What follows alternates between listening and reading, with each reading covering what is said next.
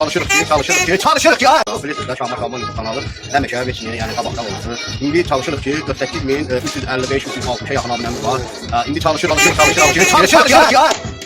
salam aleykum, hər vaxtınız xeyir olsun, xoş gördük hər birinizi.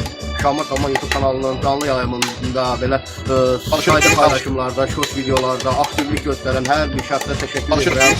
Çalışırıq ki, Şahmat Xanımın kanalı günü-gündən böyüyür, günü-gündən gözəl nailiyyətlər, maraqlı dağlamalı bilməli nailiyyətlər əldə olunur.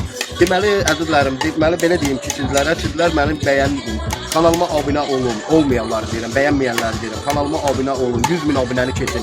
100.000 abunəni keçəndən sonra hədəfimiz YouTube'dan müəyyən qədər nəsə yeniliklər gələcək də, 100.000 abunəni keçəndən sonra mənə gələcək, yəni iminli mənə gələcək. Başqa heç kimə gələcək.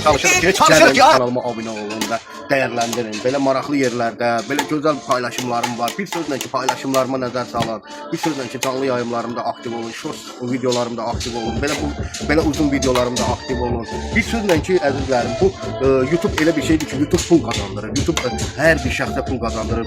Bacarırsansa da pul kazanırsan da, dilənmirsən də baxış sayı üzərindən pul kazanırsan. TikTok'dakı kimi çalışırıq. Təşəkkür edirəm hər birinizə, abunə olanlar hər birinizə təşəkkür edirəm, bəyənənlərə təşəkkür edirəm. Çox sağ olun. Sağ olun var olun. Çalışırıq ki,